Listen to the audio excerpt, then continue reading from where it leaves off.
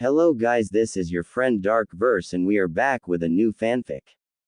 Which is, what if Naruto turned his back on the leaf, becoming the forbidden temptation of Satsuki, Anko, Kurenai, Tsunade, Sakura, Tenten, and Hinata Part 2. And if you enjoy this fanfic then please, press the like button and subscribe to my channel for more fanfic like this. And now let's start the fanfic. It had been a year since Hiruzen had allowed Naruto to live in his own apartment, and so far, all had gone well. Beams of light trickled through his windows at dawn, making Naruto's face scrunch up as he was forced to wake up with a groan. This outgoing year had turned out to be a decent one for the blonde. He had come to love living in his new house, a place where he didn't have to turn a blind eye to the insults of his wardens made him happy. But the inherent need of home-cooked meals had persuaded him to learn some cooking from the cookbooks Hiruzen had bought for him. Hiruzen's constant nagging that he couldn't last off on ramen and pork cutlet bowls from Ichiraku's, cereal, and milk his whole life had turned out to be pretty accurate. It was frightening how quickly food for the gods turned stale after continual consumption. Naruto had protested at first, sure, and Hiruzen had conceded that he could indeed live off of ramen his whole life, if he wanted to grow up to be a midget that is, and that had shut Naruto's mouth pretty quickly. After a few destroyed utensils, some burnt pre-cooked dinners, and easy-to-make meals, Naruto was proud to admit that he had now reached a point where he could make averagely delectable food, and had given him a pat on the back to himself when Hiruzen had told him that his cooking skills were improving pretty rapidly after a nice, warm dinner one night. Speaking of improvements, right after Hiruzen had shown Naruto to the shinobi store, the boy had managed to scour out a few interesting books with Haru's help and had even unlocked his chakra on his own after trying, meditating and failing for a week until he had finally unlocked it. He had quickly managed to become a favorite customer at the White Dragon shop, and just as Hiruzen had so predicted, Naruto had forged a good bond with the shop owner, Haru, that was now nearly impossible to break. Haru always helped him find rare books on various shinobi subjects to get him started on any subjects Naruto found interesting, and even threw in various books for beginners on stealth, trap making, chakra theory, basic chakra control, kanji, calligraphy and various other shinobi books with detailed accounts of war from his own pocket. Haru and Hiruzen had been shocked beyond all belief when Naruto had started taking a liking to the revered art of sealing. Hiruzen had shown him the basics of sealing arts at first, where the boy had been shown some primitive explosive tags and storage scrolls as an example, and Naruto had been fascinated by the art ever since.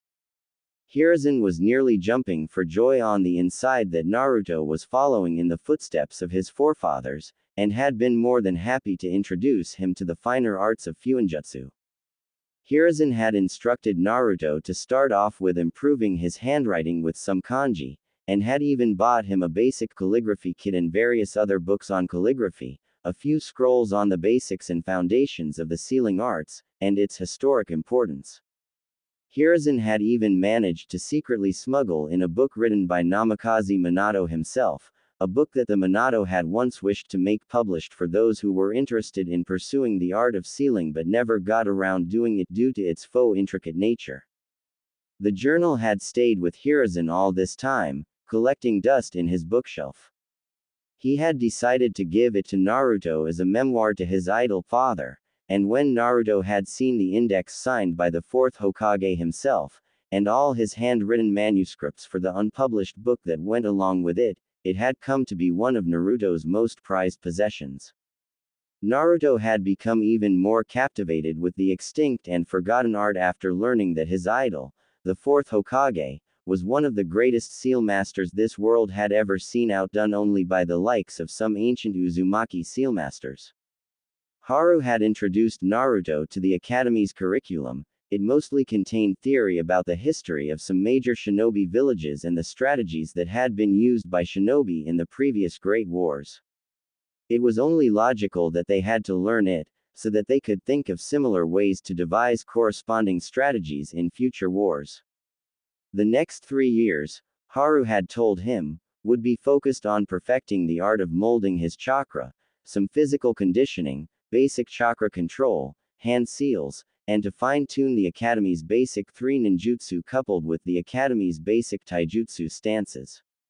Naruto had asked if it was enough to learn just the 3 basic Academy ninjutsu and graduate the Academy earlier to take on some missions and garner experience, but his idea had been quick to shut down.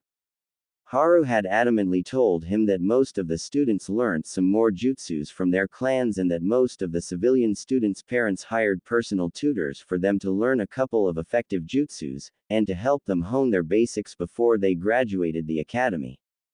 Naruto knew that no one would want to train him personally, and since he didn't have any family, he would be on his own for the greater part of his life. That last part hurt him a little more than he liked admitting, but he didn't dwell on it for long as the thought of entering the academy on the next day was now exciting his mind beyond all measures. Today, meanwhile, Naruto was walking back to his apartment after getting himself some new sets of books and scrolls for the academy curriculum that had been issued to him by Hiruzen himself. Naruto was ecstatic for tomorrow at the thought that maybe, just maybe, he might even manage to make himself some new friends and not be lonely anymore. He had been living a peaceful life ever since he had left the orphanage, sure, but the one thing that his heart still craved for was some friends. None of the clans let him enter their compounds and threw him out if he ever crossed their boundaries by mistake. A couple of times, the clan members had even beaten him a little before the Anbu had arrived on scene and restricted them for their felony. Naruto never went near any of clan grounds ever since. The civilian parents in the park never let their children come near him, and even told them that he was a bad child and to stay away from him. It hurt Naruto deeply to be in such a large village yet remain so lonely, but maybe tomorrow, if he could make a few friends and have someone his age come over to his house, play, talk, hang out, and have someone else other than the Hiruzen, Haru and the Ichiraku's family to verbalize to, he won't be lonely. He was walking down the streets after the sun had set, and was going to his apartment while ignoring the glares they shot his way. Suddenly, out of nowhere, Naruto was pulled into an alley and he fell down on his back. Regaining his bearings, Naruto saw 3 people donning the Leaf's forehead protectors and flak jackets surrounding his way out the alley. Naruto's stomach dropped in dread when they pulled out kunai knives at him, and their smiles were downright evil. He had shivers running down his spine in fright at the vulnerable situation he found himself in. Naruto got up, and dashed through an opening, zigzagging his way down the alleyways while the 3 men followed hot on his tail. Naruto knew they could have caught him by now if they so desired, being trained shinobi and all, but were probably enjoying the thrill of the chase. They were giving him some time, at the very least. Naruto tried to run even quicker when the men chuckled right behind him, apparently amused from his lame attempts at escaping them. Naruto suddenly came to an abrupt stop when he saw the alley come to an end, and all he had ahead of him was a wall, a dead end. Naruto turned around just as the men turned around the corner and took a step back, then another, and another when his back hit the wall. The shinobi began laughing at his miserable face when Naruto's back hit the wall and his eyes misted over with unshed tears. A lone tear rolled down his cheek when the men took out shurikens, not the practice one he was used to seeing, but the real deal. Without any hesitation or remorse, they chucked a volley of them towards him. 2 shurikens lodged themselves in his right thigh and one in his left, another once in each of his forearms, and a vicious scream in agony tore through his throat. Naruto fell down to his knees, whimpering in pain while they laughed at his misery. "How the mighty have fallen," one of them taunted. "So, how does it feel to bear the pain that you inflicted on so many other humans, Kyubi? We know that we can't kill you or you'll regain your strength and be free off your bonds, but we can torture your vessel and break you from the inside out. Don't worry, you'll soon be numb from the pleasure we'll inflict upon you." "Why?" Naruto whimpered dizzily. "Why do you people keep doing this to me? What have I ever done to you? What did you do, you say, Kyubi? They sneered furiously. You killed so many of our villagers, and now you have the gall to ask what you did. And to top it all of, you have the guts to join the academy to regain your strength. We'll make this a night to remember. As soon as those words were said, Naruto curled up into a ball and prepared himself for the pain he knew was coming. No one noticed his cerulean blue pools bleed red when they were beating, kicking and stabbing him on all his non-fatal points. Naruto didn't know how long it continued for as his body grew number and his whimpers turned incoherent, all the while pleading if someone would save him. At the Hokage office, Hiruzen, having gone through a long council meeting, the point of which he still had trouble comprehending, was annoyed at being pointlessly held back for so long. They were arguing and asking pointless things off of him that, in his honest opinion, were beyond ridiculous. Moreover, he still had to go and complete all the pending paperwork that must have piled up on his desk in his absence. He sighed and ran a hand through his hair as his back hit the leather of his chair. He inked his brush and started scribbling away at the stack of folders. He must have been at it for hours since the sun was beginning to set in the horizon, Hiruzen realized tiredly. The thought of not being able to go see Naruto for congratulating the boy on making the cut for the academy saddened him. But he promised himself that tomorrow, at Ichiraku's, he would treat the boy and listen to all his babbles for the entire evening. Hiruzen had just about finished on his train of thoughts when Kakashi came striding in the door, an act that made Hiruzen grow a bit confused. Mission accomplished, Hokage-sama. Kakashi sighed lazily, further confusing Sarutobi. What mission is that, Kakashi? He questioned as if the masked Jonin had grown a second head. I don't remember assigning you any missions. Weren't you supposed to be watching over Naruto tonight? He asked with a hint of worry while Kakashi looked at him perplexed. But, Hokage-sama, the elders sent 2 ANBUs saying you were busy in a meeting. Hiruzen blinked, caught off guard. Plus, this mission required my immediate attention.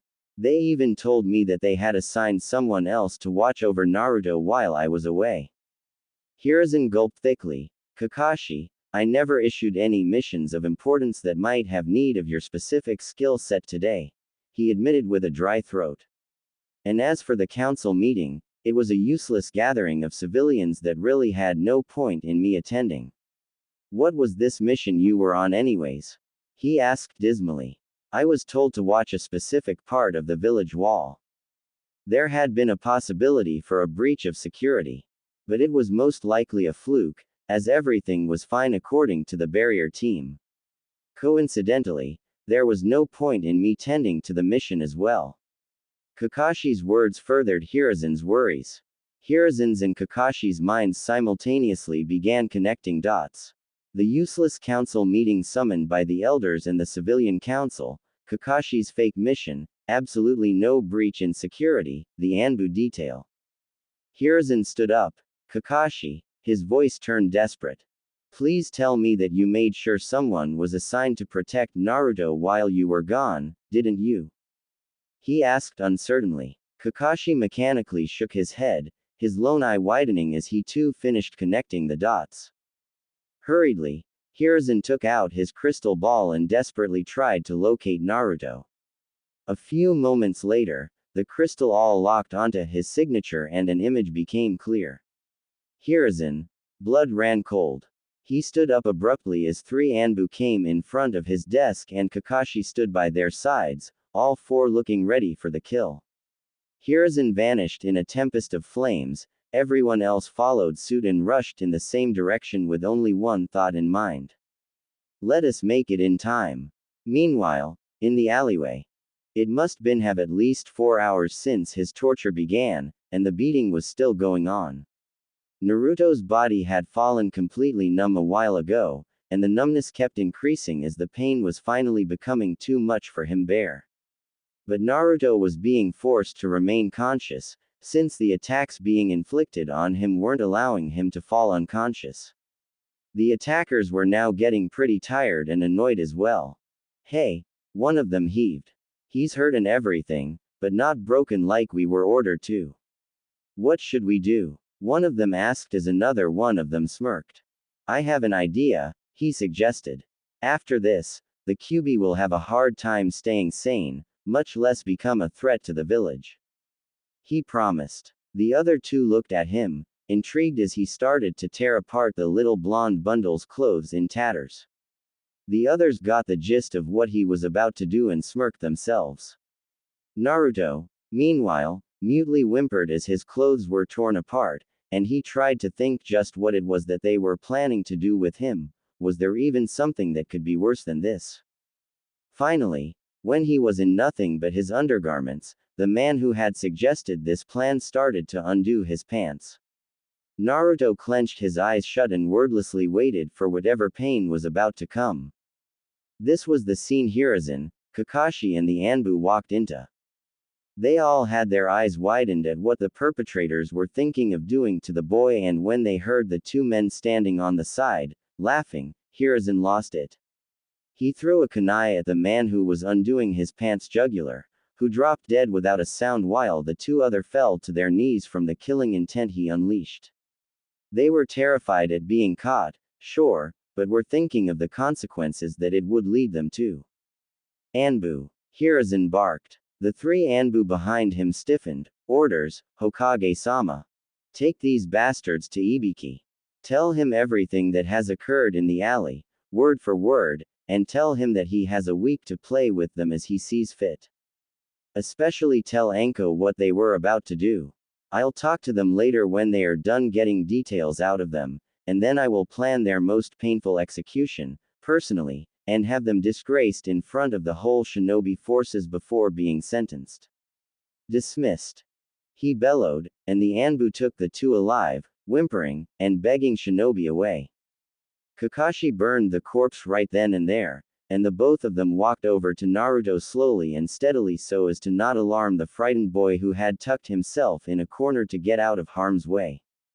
He was curled up in a tiny ball, holding the two kunai knives he had pulled out of his own thighs, both of which bled profusely. He was shaking, trembling in fear, but he kept a little guard up. The thing that surprised the Kakashi the most were Naruto's eyes. His usual deep blue cerulean pools now bled red as two tomos circled in his right eye and a single one in his left. Naruto barely managed croaked out some words, his body still trembling uncontrollably. Don't come any closer. He warned them as he kept up his shaking hands pointed at Hiruzen threateningly. Tears streamed down Hiruzen's own cheeks as he focused his attention on the terrified child. The shock of his unsealed eyes was nothing to Hiruzen at the moment compared to the iciness in the frightened words he'd just heard. Hiruzen continued walking closer, slowly with his hands up, while Kakashi held himself back, not wanting to scare the child even more than he already was. It's all right, Naruto, Hiruzen cooed softly. No one is going to hurt you anymore. It's me, your old man, don't you remember me, Naruto-kun? He asked soothingly. Naruto cried even harder, his kunai still held up in front of him. Please don't hurt me, Naruto sniffled. I'll go, and I'll never come back.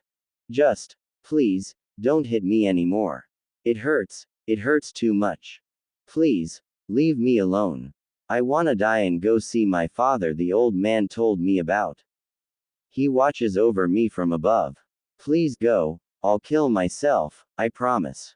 Please don't hurt me anymore, he choked out. Involuntary tears flowed through the adults' faces at hearing what the boy had just admitted. It was too much for Hiruzen's heart seeing the amount of trauma Naruto was presently under. It was so much that he wasn't even recognizing him. Hiruzen moved like lightning when Naruto pulled the kunai to his throat and snatched it away in a single, slick motion. The kunai was discarded aside and Hiruzen wrapped his arms around the boy, who struggled coarsely at first, but then hugged him back when Hiruzen's familiar, welcoming scent hit his nose and he cried in his chest. Shish. Hiruzen hushed the boy. It's all right, Naruto, you're fine. I'll take care of everything, you'll be better in no time, now calm down. He whispered comfortingly and smiled when the boy's crying trickled down, and he finally fell unconscious from sheer exhaustion.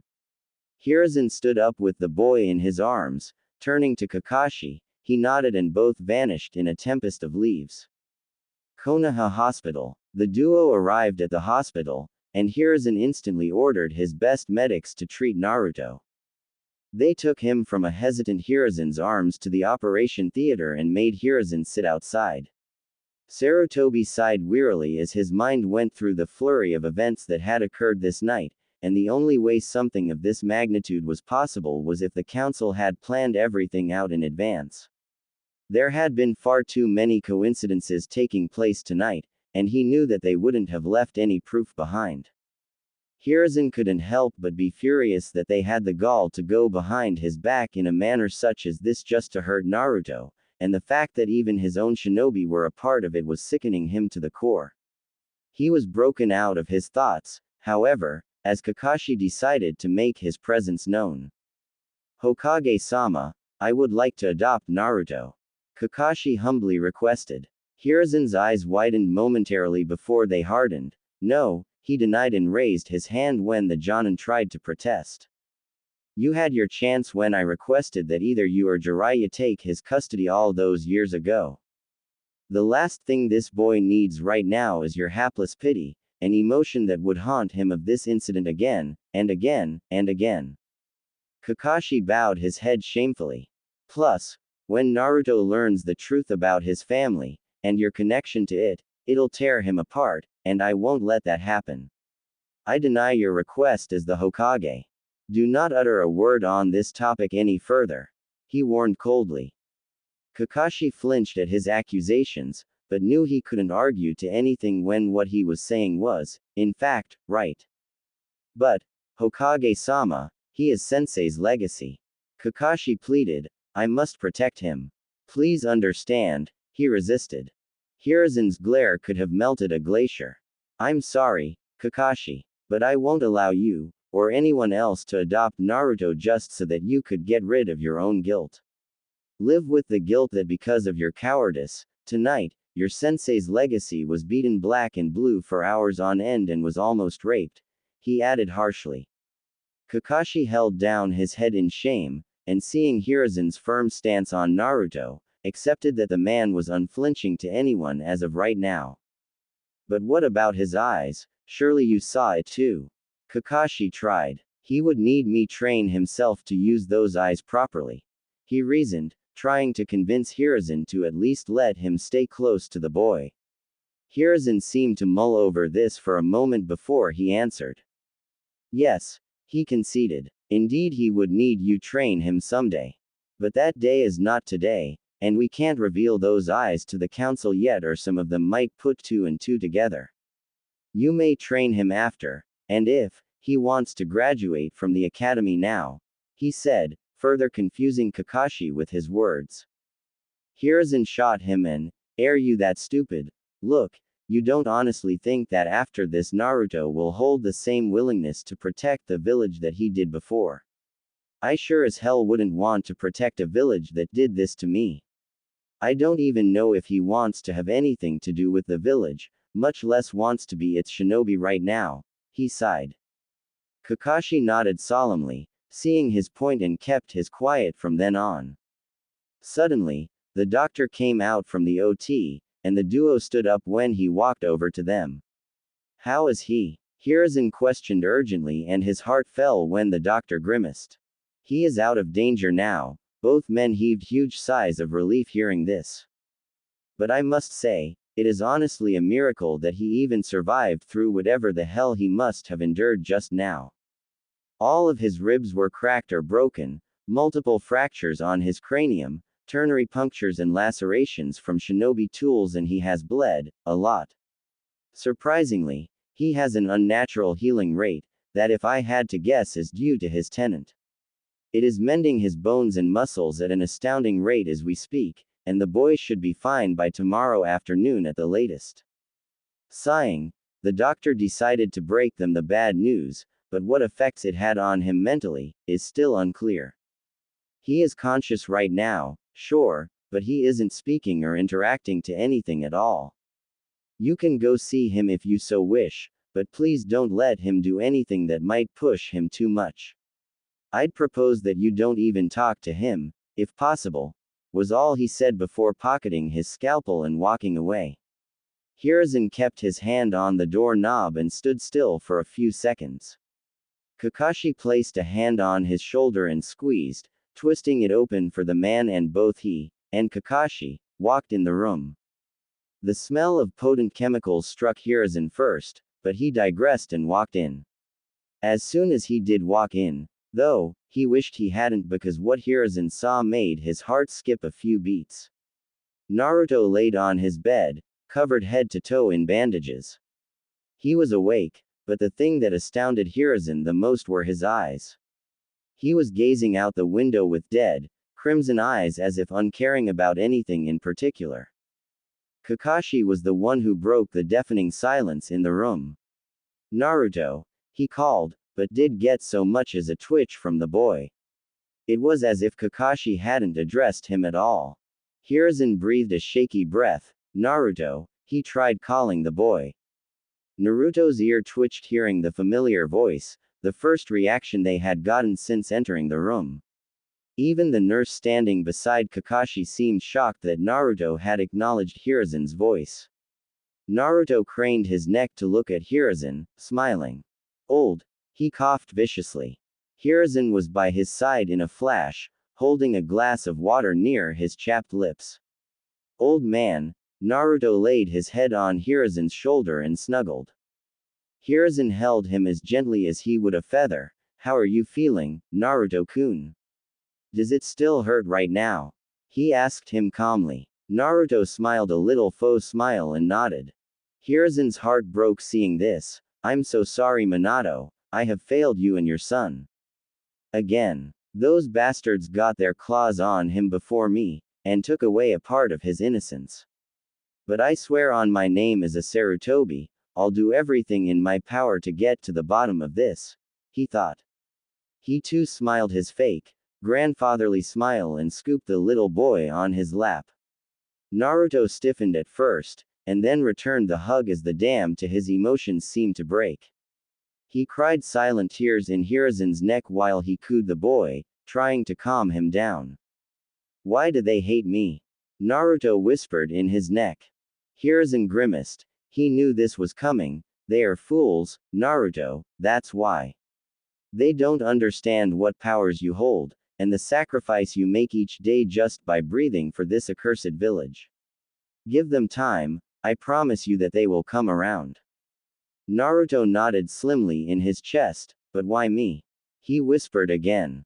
Hiruzen sighed, and knew he would have to shell out some answers. He signaled to his Anbu, and just as they all left the room, leaving him and Kakashi, the masked man who was on the couch in a corner, all alone. "That, I cannot tell you, Naruto-kun. Not yet. I made a promise to your father that I will reveal everything once you became a shinobi, when you were strong enough to protect yourself. I will tell you everything once the time is right. Naruto, do you trust me?" Naruto nodded. "You knew my father?" Naruto asked neutrally. Hiruzen nodded with a smile. His face lit up and tears welled up in the corner of his eyes. "Who was he? Will you tell me, please?" Naruto asked desperately, nearly in tears. Hiruzen's will wavered hearing his pleading tone. But he knew now wasn't the time. He had to keep his promise to Minato, after all. "I cannot tell you that, Naruto. I'm sorry, but you aren't ready for that information yet, and I cannot break my promise to your father. He made many enemies before he died, and they will stop at nothing to kill you if they find out who you are or if you even exist. That is why, I'll reveal it to the village when the time is right. Please trust me on this, Naruto." Hiruzen whispered guiltily. Naruto cried even harder. "Did he love me?" he asked. Hiruzen wrapped his arms around him tightly. "Yes. You meant the world to him. He wanted to make you a greater shinobi than he ever was, and even wanted to help you get your first girlfriend and walk you to the academy on your first day. He wanted to be there when you got your first regulation headband. There were so many things he told me he wanted to do you with you, he wanted to live his life through you. Trust me when I say this, but I haven't seen a father as eager as him to see his son grow up. Hiruzen murmured softly. Naruto stopped crying, and a little, genuine smile lit up his face. Hiruzen didn't want to, but had to ask this, so, Naruto, do you still wish to be a shinobi? Uncertainty laced his voice. I understand if you do not wish to be one. Naruto shook his head, smiling. No, I want to be a shinobi more than ever. I want to become a strong shinobi like my father wanted me to be, and then show you I'm ready to learn his secret or protect myself from danger.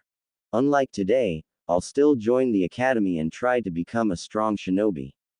I will get strong enough to protect myself and not feel as helpless as I was today, he softly confessed. Hiruzen smiled, proud, and nodded. All right then. Naruto, now I have to tell you something, he said seriously. Naruto looked at him curiously. Earlier tonight, possibly due to the strain and pressure you were subjected to, you reawakened your bloodline traits, he admitted gravely. Naruto looked at him, confused. What's a bloodline trait? He asked innocently. Hiruzen smiled. At least he hadn't lost all of his innocence from this incident. A bloodline trait is found in various shinobi from many prominent clans. It is passed down from generation to generation, in blood. These are special skills that cannot be learned by anyone who hasn't inherited them genetically. Hiruzen explained. What's my bloodline trait? And why did you say I reawakened it? Did I have it before? Hiruzen kept his palm on Naruto's head, petting him, and Naruto blushed in embarrassment. You, Naruto-kun, have a special visual jutsu or a dojutsu that is found in the eyes of the beholder. You hold one of the 3 great dojutsu of the world, in fact, the Sharingan. It is a rare blood limit, found only in rare members of the Uchiha clan. Seeing Naruto's wide, childlike eyes absorbing each of his words like a sponge, Hiruzen rambled into its intricacies to hold his attention to him and make him forget the horrors he'd seen. These eyes have 2 parts. The piercing eye, this part of your eye allows you to decipher any and all genjutsu, ninjutsu and taijutsu, and memorize them to the smallest detail almost instantaneously. It even also allows you to predict an enemy's moves before he himself knows what he is going to do. Wah! That's how I was able to see the kunai. Genjutsu, or any illusions. Deceptions are almost useless against a wielder of the Sharingan since it can see an opponent's chakra, and dispel them almost instantly. The second part of the eye is the hypnotic eye. This is what allows the wielder of the Sharingan to cast genjutsu just through eye contact with his opponents. It is said that the battle is almost over as soon as an enemy gazes into the eyes of a trained Sharingan wielder. The Sharingan is believed to be this village's most feared blood limit, rivaled only by the might of the bloodline of our very own first Hokage.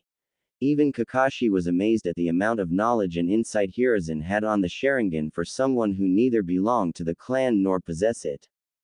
How do I use this Sharingan? Naruto asked. Hiruzen tapped his forehead playfully. You just channel some chakra to the back of your eyes. Go ahead, try it. He urged. Naruto did as he was told, and suddenly, his vision turned sharper than ever and he could even see faint blue chakra lines in Hiruzen and Kakashi. But a big blue dot in Kakashi's left eye was glaring at him like a beacon. Kakashi, seeing his odd look, I smiled knowingly. Naruto left it alone since he didn't want to pry into matters that didn't bother him. Hiruzen handed him a mirror to see his blood-red eyes with 2 tomos circling in right eye and 1 in his left. Naruto pumped up chakra to his eyes and they circled even faster, so he cut off his flow and did it again, before repeating it several times.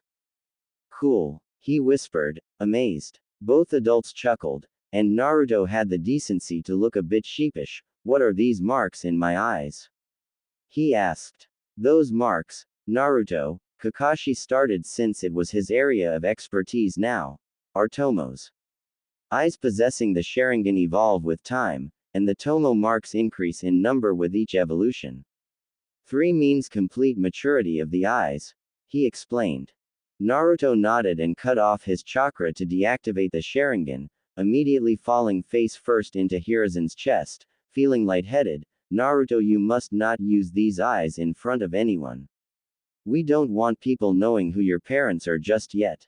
You can reveal it when you know everything or are in a very dangerous situation where you must require to use these eyes. Until then, please keep them a secret, or I can seal them up if you like, he suggested. Naruto shook his head, trembling, and no, I'll keep them a secret. I don't want you to seal them in case I ever need to use them, he whimpered, scared.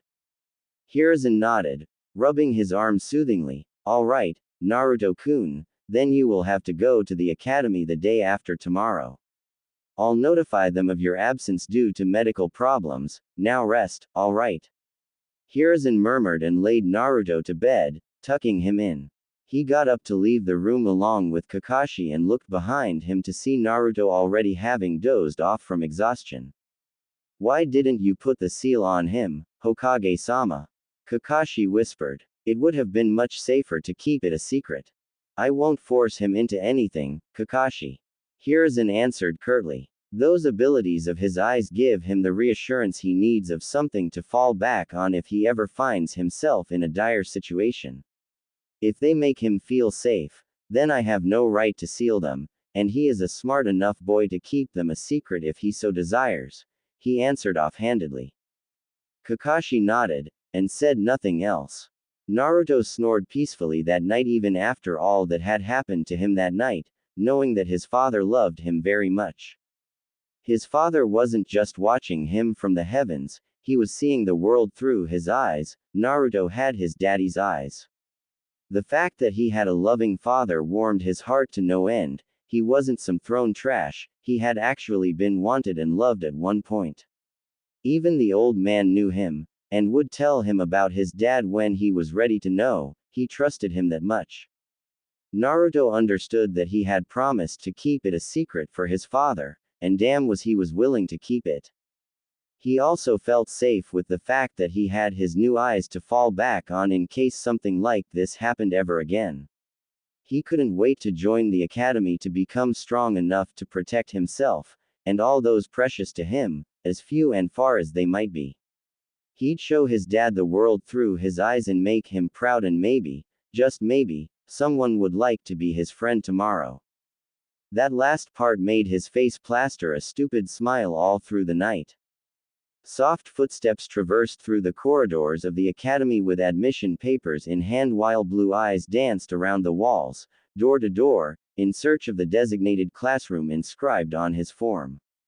Naruto came up to the door of the classroom he was assigned to, and quickly realized that he was barely on time upon hearing the teacher already enunciating the roll calls. So, he slid the door open, entered, and closed it behind him with a gentle click.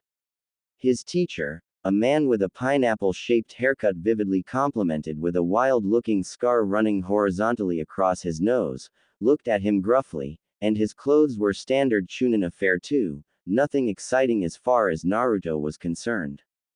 Though, Naruto did get a little anxious with all the curious stares his untimely presence was garnering, since, upon getting himself identified, most of them were intensifying their curiosity into outright glares.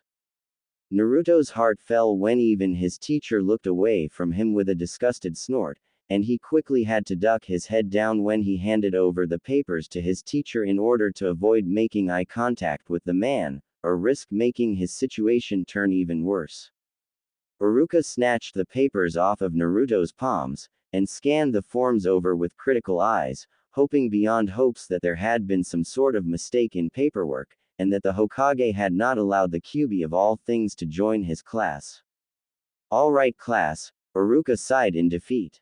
There was no mistake, there is a new student joining us from today. Please introduce yourself to the class, he commanded him in an even voice. Naruto nodded, still content with digging his toe in the ground and fidgeting. I'm Uzumaki Naruto. It's a pleasure to meet you all. He bowed politely near the end, and unbeknownst to him, most of the class wasn't even listening to him except for a select few who were obliviously unbiased, uncaring towards him. His teacher identified himself as Yumino Iruka, and told him to take a seat. Naruto walked up the stairs, smiling, but his smile fell when most of the students covered up the free seats beside them, and he eventually ended up stranded in a marooned corner of the classroom, right beside the window, all alone. The hostile behavior of his fellow students genuinely saddened him, and Naruto eventually came to the conclusion that he won't be able to make friends with anyone, anytime soon. Iruka-sensei soon began vocalizing the roll calls again, and Naruto kept watching his classroom fill up with several other children from many of the prominent clans in the village. The blonde boy kept his cool, acutely seeing everyone in his class, and objectively noticing their attitudes while his eyes scanned them over critically. The pondering once-over of his acquaintances stopped though when Iruka-sensei called the name Uchiha Satsuki, and nearly everyone along with him turned their eyes to her. She was probably the prettiest girl that Naruto had ever seen. Her voice was as soft and kind as her face, and so was her smile. Moreover, she genuinely seemed to ignore all the stares pointed at her, and proclaimed her attendance politely. But Naruto kept looking at her even when the rest turned to their own devices, absolutely smitten by the feeling of camaraderie bubbling up in his chest. She was making a presence that the blonde just couldn't manage to shake off, and the fact that they had something in common gave him hope. Satsuki, meanwhile, wore a blue crop top coupled with a white skirt, and blue shinobi sandals. Her hair, long, black and shiny, were tied up in a high ponytail with a matching blue ribbon, and the only stain her porcelain white skin seemed to exhibit was a faint coloring to her cheeks. The most striking feature she had, however, had to be her deep onyx eyes. Naruto knew now that she was from the Uchiha clan, and that she too might have the same, special, eyes as him, if what Hiruzen had told him was, indeed, right. As such, they had something in common, which meant he had something to talk to her about. Iruka excused himself for a moment and stepped outside the class to submit his attendance register in the staff room, and nearly everyone in his class shot themselves at Satsuki, trying to make her talk to them and get her to be their friend.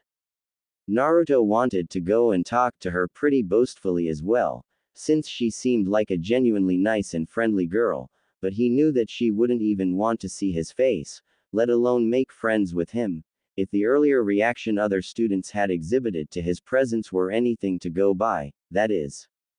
Naruto could interpret the reason for Satsuki's popularity pretty easily as well. She was the younger daughter to the main family of the Uchiha clan, essentially a princess to the entirety of the Fire Nation. It was only natural for all common folk to flock near her. Not like it mattered to him any.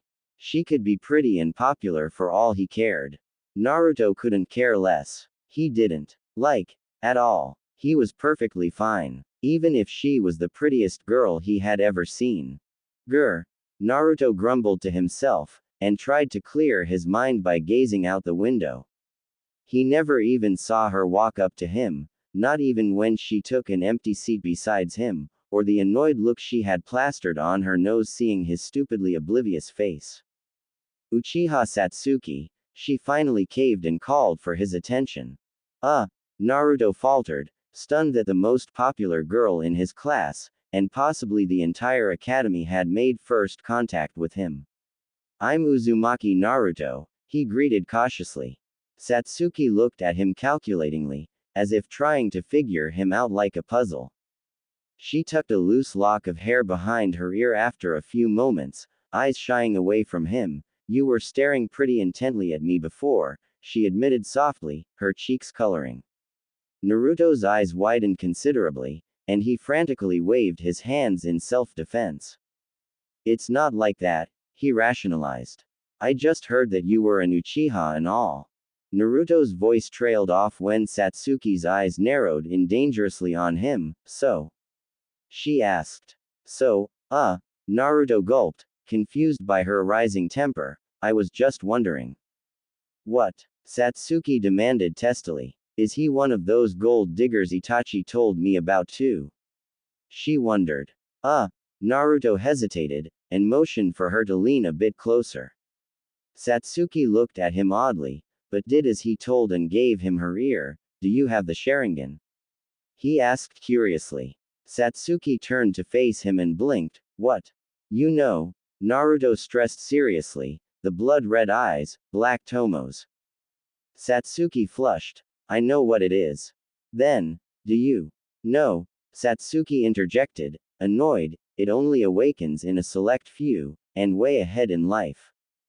Except for a select few, was what she didn't want to admit. Naruto pouted, his face marring his disappointment. Satsuki frowned. That sucks, he sighed warily. Naruto plopped his cheek in his palm, and started whistling away at the birds perched outside his window. They seemed to respond back to him as well. Satsuki giggled. You're weird. She chortled cutely. Satsuki could see that he wasn't like the others in her class, and honestly didn't care for her clan name or for her status. His intense staring had surprised her at first, even forced her to blush since no one had ever looked at her so intently before. She had never seen anyone look so absorbed in something other than her brother, Itachi. This idiot even had that same look in his eyes like her Nissan, as if he was trying to piece something together that the rest of the world just couldn't see, and that made him ludicrously cool in her books. Uchiha Satsuki, she properly introduced herself. Again, pleasure to meet you. She held out her hand for him to take, and Naruto shook it with a foxy grin that made her smile. You introduced yourself earlier. But, whatever, he chuckled. Wanna be friends? Naruto offered excitedly. It was worth a shot. Satsuki smiled ear to ear. Sure. She mirrored his grin. Unbeknownst to the bickering couple sitting in the corner, their entire class looked scandalized. Every last one of them had been trying as they might to befriend Satsuki over the past couple of days, and had gotten ignored, berated, peskier ones were even beaten to the ground by said Uchiha, and now, she had just gone up the stairs herself and accepted Naruto's offer for friendship with a smile. Ridiculous. Haruno Sakura was the first one to break out of her stupor and voice her thoughts. Hey, Satsuki-chan. What are you doing with him? Her loud voice nauseated Satsuki. My mom says he is a bad influence on us. You shouldn't stay around him for too long. You might even catch something. She laughed near the end, and most of the students nodded their heads agreements. Naruto ducked his head down dolefully, knowing full well that Satsuki too would just leave him be, and realized that this friendship wasn't worth the trouble his presence came bundled with. Yeah, another one added salt to his already wounded self-dignity. My mom said that he is just a worthless, clan-less loser. He's such a loser, that even his own parents abandoned him at birth. I mean, how lame is that? An heiress like yourself shouldn't be concerned with the likes of him. The boy in question had 2 red tattoos on his cheek. His feral looks flared arrogantly, and he grinned widely to display his fangs as an act of poorly sought intimidation. Naruto said nothing, but his fists clenched tightly on his lap. It wasn't like he hadn't heard those things before, more or less, or that they didn't make him angry. It was just that, picking fights with everyone who crossed his path would get him nowhere. He would be fighting them all day. They weren't worth it, he told himself. Satsuki didn't share the same humility he did though. Well, she snapped. At least he isn't an annoying idiot like you are. And he doesn't want to be friends with me just for my clan status. Forehead, dog breath. She bit right back, and the whole class laughed at their implied names. Naruto sat, doe-eyed. Satsuki had defended him, and not belittled him like everyone else. Iruka took it as his cue to enter the class, and everyone was forced to go back to their seats. Naruto, though, was smiling throughout the lectures for the entire day. His heart warmed up in realization that there was at least someone who didn't judge him. Plus, he had a pretty female friend now. How cool was that? The rest of the day went by normally without any problems, That is, until Satsuki had apologized for leaving early by saying that her brother had some private training planned for her, and Naruto, not wanting to appear extra clingy or anything, had bid his goodbyes to her and gone on home with an extra bounce to his feet. His dream had finally come to fruition. Naruto had made himself a friend. His smile on the way back home could have lit entire cities for weeks. Time skip. 1 year. Naruto couldn't help but notice that everyone in the village had been a bit quiet as of late. Even Satsuki had been absent from the academy for the entire week, and that girl resented staying home even when she was struck down with a cold or a fever. He wanted to go and check up on her, but he wasn't permitted to enter any of the village's clan compounds without prior permissions, especially since Hiruzen had warned him not to roam about the Uchiha clan compounds any more than what was absolutely necessary. His past experiences with other clan members made him put the Uchiha on the top of his not to visit list. Naruto had eventually decided that if Satsuki didn't show up at the academy today either, then he would sneak into the Uchiha clan compounds to go and check up on her, by hook or by crook. Over the year, they had developed a great friendship, rivalry in Satsuki's case. Since she was at the top of the class in everything while he was just average, their rivalry was indeed a weird one. The teachers had been sabotaging Naruto's results to mold him into an average student in favor of letting the QB get on top, and Satsuki never hung out with him after the academy was over, since her father didn't want her associating with anyone outside the clan for too long, even though the man didn't hold anything against Naruto personally. Naruto knew there was more to it than that. Even Hiruzen always dodged his questions whenever he barreled the man for the oddly intense curiosity Sarutobi seemed to have about his whereabouts whenever Naruto so much as walked the walls surrounding the Uchiha clan compounds. Naruto had even managed to meet her brother a few times, and quickly come to realize that Itachi was apparently one of the greatest prodigies their village had ever produced, the boy's accomplishments right up there with the likes of his beloved fourth Hokage. Itachi was drafted as the village's youngest Anbu captain, ever. He had even helped Naruto and Satsuki a couple of times with their shuriken jutsu, and boy was he good at aiming. Itachi had been the one to initially nudge Satsuki to forge a rivalry with Naruto. According to Itachi, she would benefit greatly in the coming years by it. And Satsuki, being Satsuki, had taken to her brother's words like a dry sponge did to water. The girl challenged him to absolutely everything they did. She even challenged Naruto to race eating times on occasions. Naruto lost nearly every one of those matches except when the competition came down to eating ramen. Satsuki was quite a glutton when it came to anything spicy. The blonde had come to realize. Naruto, though, was confident enough to beat even an Akamichi if it came down to eating ramen, and so his record stood undefeated in that particular contest. Satsuki had vowed never to treat Naruto to Ichiraku's ramen after burning through her entire month's allowance in a mere hour on the celebration of her birthday treat. Itachi didn't seem to mind if his sister spent a majority of her time with Naruto. It was enough for him that she associated with him at dinner sometimes, and that was all the elder brother ever wished for from his baby sister. The streets today were naturally desolate since Naruto always walked early to the academy to keep himself away from the glares of the villagers, and just as usual, the boy entered the academy and went straight for his classroom to catch up on deciphering his sealing journal. Naruto walked up to the corner he always sat in, and saw Satsuki already present and accounted for, contently gazing out the window. He grinned. She was all right. His heart skipped a beat and he breathed a sigh of relief. The blonde lit up like a lamp not a second later. Morning, Satsuki-chan. He chirped. She didn't reply, and just kept gazing out the window. Naruto grew confused by her ignorance, and was about to greet her again when some other children walked in. He saw all the looks of pity they were giving her, and words died down in his throat when he saw that Satsuki was trying her best to ignore them like the plague. Naruto grew a little worried at her odd behavior. Satsuki-chan, he whispered.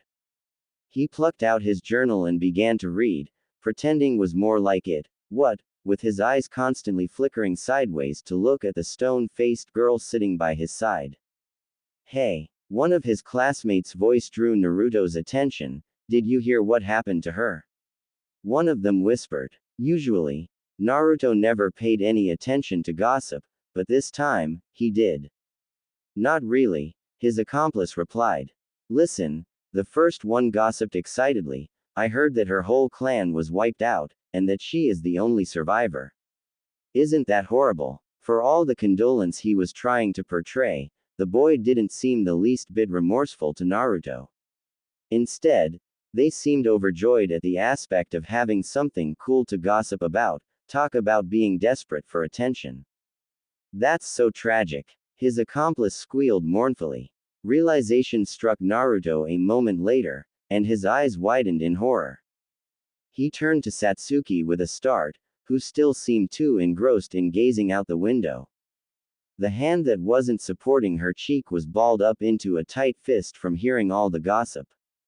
Naruto decided to say nothing. Pity was the last thing she needed, and kept himself quiet. He kept his hand on her tightly wound fist, and squeezed it reassuringly, not once making eye contact with her in fear of offering her a pitying look. She seemed to have appreciated his gesture since her fist loosened up and she didn't push his hand away, and Naruto droned out his mind on sealing to pass his time. He couldn't concentrate on it in the slightest, though. The lectures came and went, and time kept passing by as Naruto tried in between breaks to speak to Satsuki, but she never replied to anything he said. All he managed to squeeze out from her were some huffs, snorts, and derisive grunts. As the sun dipped into the horizon, Naruto watched Satsuki walk out of the academy sadly, and went home. He couldn't even believe that the Uchiha clan, the most powerful clan of the village, was wiped out in a single night, much less Satsuki's entire family. Plus, Satsuki was the lone survivor. Was he being insensitive in being glad for that last part? If he was, then Naruto couldn't even be sorry for it. He really was glad that Satsuki was okay. And just to himself, Naruto even knew how petty he was being in thinking that she had only one person in the entire village to rely on for now, and was feeling remorsefully happy about it. Another week passed by, and Naruto helplessly watched Satsuki getting more and more distant by the day. He was growing increasingly worried for her well-being every passing day. Today, the academy was off in favor for the Uchiha clan's memorial service, and Naruto was walking to Haru's shop to find an odd job to make some extra money since he knew his presence at such a high-profile gathering wouldn't be much appreciated. He could, instead, work today and make some money to buy some incense and pay his condolences tomorrow, at the Nakano shrine in the Uchiha clan compounds. When he saw Satsuki sitting on the edge of Naka River, though, his feet halted. Naruto walked on the porch and went up to her side, quietly sitting beside her. Neither of them said anything, and just sat there, gazing away at the flowing water in silence. Naruto was the one who eventually broke the silence. Do you want to talk about it? He asked softly. There was a moment of silence before Satsuki answered him. He did it. She replied vaguely. Naruto looked at her, confused. Who did what? Satsuki-chan. Satsuki went silent for another few moments before speaking up. Itachi, she sniffed. He was the one who killed off our clan, and left me alive. He said that I wasn't even worth killing, and that he did it because the clan was growing weak and arrogant. That he had to test the limits of his abilities. She babbled everything out, and Naruto was aghast to realize that Itachi was capable of doing something like this. It honestly didn't make sense to him. Itachi was the strongest among his kin, and the boy knew it too. Why would he test his limits on something he knew were beneath him? Naruto had only met the guy a couple of times, sure, but he couldn't bring himself to think that Itachi was the kind of guy who would slaughter his clan on a whim. Naruto was broken out of his thoughts though when Satsuki continued. He made me watch the whole massacre. again, and again, and again, for 72 hours. Naruto blanched visibly. How? He couldn't help but ask. Satsuki wiped her moist eyes, by putting me under a genjutsu. He told me to develop my hatred equal to his, so that one day, he might be able to test his abilities against me. I was really scared of him, Naruto. Naruto would have gone on to comfort her had she been sad or crying. But Satsuki was trembling with righteous fury. I'll kill him, she promised in a stormy voice. I'll kill him, I swear I'll annihilate him and avenge my clan. I swear that on my life. I'll develop my hatred to equal his, and then, I'll cut off all my ties with everyone if that's what it takes to attain power. And that's why, Naruto, we can't be friends anymore, she admitted, not making eye contact with him. Naruto said nothing, just kept chucking pebbles in the river in deep thought. You're wrong, you know, he eventually said. Satsuki glared at him indignantly. You think you can convince me to forget my revenge? Naruto cut her off. I'm not saying to forget your clan, and your promise of avenging them, he interjected knowingly, making her blink. That was all everyone in the village was trying to convince her about the past few days. I'm just saying, that right now, you are trying to follow the path Itachi told you to obtain that kind of power. He told her his perspective on the matter. Satsuki looked at him, adorably confused. Whatever do you mean? Naruto sighed, deciding to elaborate his point through that thick skull of hers. I mean, he told you to develop your hatred and gain power, right? He asked and she nodded mutely. Itachi was the one who killed off your clan, Satsuki. Do you think he would leave you alive, and tell you a way to gain power to kill him? I don't think I would do that if I were as smart as him, to be honest. Naruto knew that his point had been duly noted when the feisty girl by his side fell awfully silent. Satsuki thought about his words, deliberating her stance, but he gained his power through hatred. By cutting all of his ties, Itachi was able to kill off our clan. If I too can attain the same power as him, I can avenge them, she argued fiercely, only to glare at Naruto's resigned sigh. And what difference would there be between you and him? Satsuki looked at him wide-eyed, looking ready to breathe fire. How dare you compare me to him? She hissed venomously. Itachi killed off everyone he knew, and left me alive because I wasn't even worth killing. Do you think I am the same as him? She asked in a warning tone, daring him to answer. Naruto ignored her tone and answered nonetheless, no. He shook his head. Satsuki, you are 1,000 times better than he will ever be. He gave her a kind smile, making her cheeks turn pink, but she was still mad. Dang it. But I don't want you to walk down the same path as Itachi did, and then come to regret it. She opened her mouth to protest, but Naruto continued on, undeterred. Take your revenge, sure, but do it on your own terms, not how Itachi told you to. Satsuki had no counter to any of his arguments. Her fists clenched her shorts. Damn it, she snarled and chucked a pebble in the river. I hate it when you're right. Naruto smiled, opting to stay silent and looped his little finger with her own. I'm here for you, he tried to convey. Satsuki, knowing what his subtle gesture meant, looped hers right back. You're right, she sighed in defeat. I won't sever all of my bonds. But I will not be held down by any excess weight either. She dared him to argue with her, but Naruto held his silence firmly. I will kill Itachi, and then, my clan would be avenged, she promised. Naruto smiled, knowing full well that this was the most he was going to get out of her. That's good, he nodded approvingly. I'll help you gain your goal in any way I can, I promise, and I never go back on my word. Ttebao. Naruto jabbed a proud thumb on his chest, grinning foxily. Satsuki giggled tearfully. Idiot, she whispered, forcing her head on his shoulder. Naruto frowned. I take offense to that Ttebao. And wrapped his arm around her shoulder to give it a rub. Shut up. Satsuki's smile betrayed her words. Grumble. Satsuki blushed fiercely, and shot away from Naruto as if he was some sort of disease. She shied her eyes away when Naruto chuckled at her embarrassment. She tried to glare at him, but her blush took the effect off of it, and Naruto only laughed harder. Satsuki narrowed her eyes. Are you making fun of me? She murmured quietly, like a kitten trying to bare her fangs at her mother. Naruto kept a firm hand on her head and gave it a rub. I'll never make fun of you.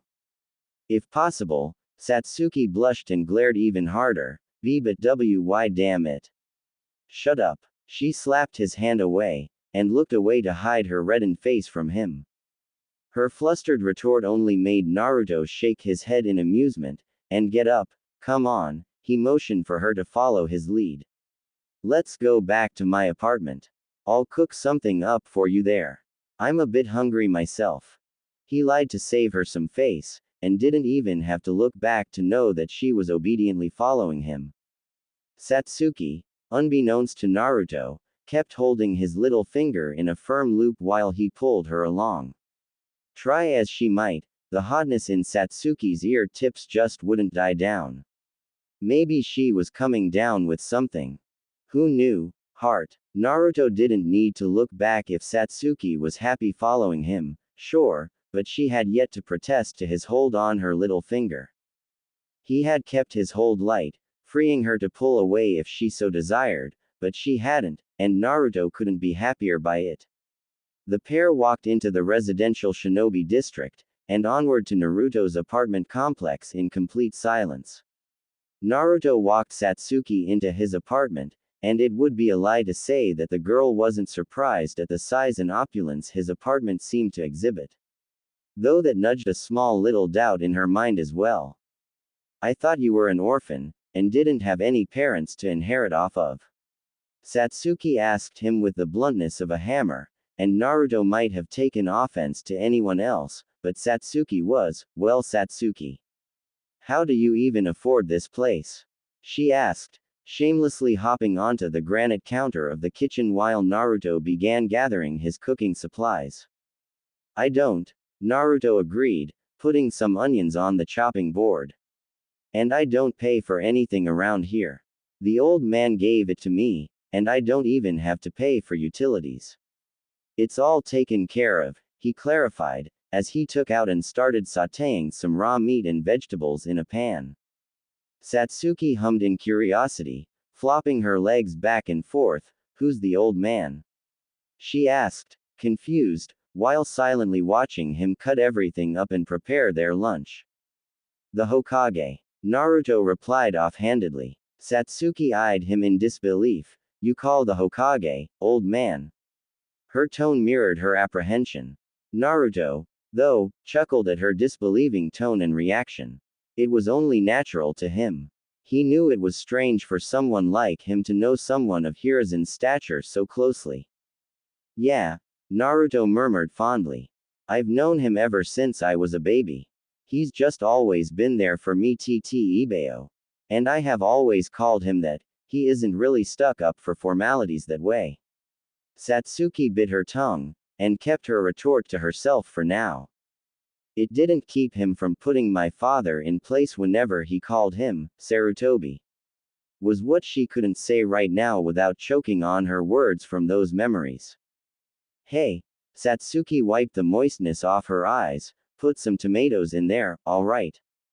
Naruto turned to her with a raised eyebrow, apparently amused. Satsuki glared at him hotly. What? She snapped, annoyed. Tomatoes. Seriously. Naruto had to bite his knuckle to keep himself composed. And you say my obsession with Ichiraku's pork cutlet bowl is strange Ibeo. He heaved in laughs. Satsuki glared at his back, but kept herself from throwing an egg at the back of his head when Naruto took out some tomatoes, and obediently tossed them in the frying pan. Bastard, Satsuki muttered in a low voice. Naruto heard it clearly though. Bitch, he replied coolly. Satsuki kept trying to dig holes in the back of head with her eyes afterwards. Maybe the Sharingan could do that. Who knew? After a few moments, unbeknownst to one another, both of them smiled unanimously and bit back on some silent chuckles for their earlier exchange. Naruto served lunch on the counter, and both of them ignored any formalities in favor of digging in. Naruto watched her eat, even more entertained when Satsuki ripped apart the tomatoes and squished them in her mouth as best as she possibly could. Satsuki kept glaring at him the whole time, while Naruto just kept eating his own omelette with a smile on his face. Satsuki kept humming on his counter afterwards, while Naruto finished the dishes. Trying to make small talk, "You like the food, huh?" Naruto asked with a playful wiggle to his eyebrows. Satsuki rolled her eyes condescendingly. "Tomatoes always taste great," she retorted sarcastically. Naruto kept a fist to his chest, acting wounded. Satsuki chucked an apple to his face, which, surprisingly, hit him square in the face. Naruto doubled over in pain, holding his nose, and Satsuki's eyes widened when she saw some red liquid leak out from his hands. She instinctively rushed near him, worried. "Oi!" Satsuki placed a hand on his back. "Kya!" Completely out of character, Satsuki squealed in glee when Naruto nudged her back on the floor, and toppled over her with a laugh. He cheekily held up the squished remains of her beloved tomato with a grin. "Gotcha." Naruto chuckled blithely. His laugh ceased when his ears caught a sniffle, and he looked down to see Satsuki covering her eyes with her arms to try and hide her tears from him in vain. "Satsuki," Naruto sighed, knowing full well her tears weren't from the pain of falling down, or for his prank.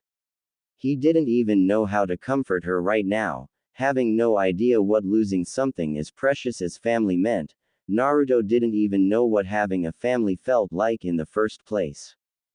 Doing the thing that Hiruzen always used to do whenever he wanted to cry, Naruto cradled the small of her back with one palm and the back of her head with another. He gently pulled Satsuki's face closer to his neck, and started rubbing her back in soothing circles. There was no need for words or condolences. Naruto knew that. He knew that it would be lying if he told her that everything would be alright. It wasn't alright. Her family and loved ones were gone. Dead. They were never coming back. There was no turning back time. "I'm sorry, Satsuki." Naruto apologized for his own weakness in the matter. Satsuki's soft sniffles eventually died down, and she broke off of his hold to go and wash her face. To avoid any awkwardness, Naruto went through some scrolls, and never once did he bring up the matter of vulnerability she had shown a few moments ago, even in the wildest of his pranks. Satsuki, meanwhile, was amazed that Naruto was learning the art of sealing at so young an age. Retired shinobi only ever seemed to take interest in the lost art since it required ample amounts of patience and hard work, traits really uncommon among children her age. But Naruto had so many scrolls on various strategies used in the previous wars, that Satsuki couldn't but feel giddy on the inside. It was a subject that lured her in pretty nicely, to put it lightly, and she hadn't ever reasoned her blonde bundle of joy for one to take a liking for anything of this sort, or even the kind of house he lived in. For a boy who lived in this lavish a place, he was quite humble and simple-minded, if Satsuki was to be perfectly honest. Satsuki pitied the fools who never passed him a second chance to be friends. Their loss, her gain though. Naruto was presently going through a new taijutsu style that Hiruzen had been kind enough to give him, nearly 2 weeks prior. After the man had learned of the fact that the instructors at the academy were teaching him some weird stances, Sarutobi had even told him that this style was created by his father, and was his to learn by birthright. But he had warned Naruto not to show it to the village for now, since everyone would recognize it. Hearing this, Naruto was getting really hyped over who his father actually was. He must have been a formidable shinobi if he could create such an awesome taijutsu style all on his own, but Naruto had promised Hiruzen to wait for the man to tell him about his parentage. And if there was one thing's absolute, it was that Naruto never broke his promises. Ever. Naruto had come to realize that it was heavily based on speed and the use of Sharingan for maintaining and countering moves at such high speed. He saw he won't be able to use it anytime soon since it would take him a lot of time to get his body ready for it, but saw that this style really was perfect for him. Satsuki glanced at his scroll and saw it was a taijutsu scroll and had to admit it would be a really fearsome style if mastered. She was intrigued by it since some of its moves looked like the Uchiha clan's interceptor fist that she herself used. "Hey loser, that's a good style you have got there, where did you find it?" she asked as his eye twitched at being called a loser, but he let it slide. "That is the hummingbird style. The old man gave it to me since my father created it and he wanted me to use it as I was having trouble with the academy style," he said, and she nodded, then asked a question. "He knows who your father is?"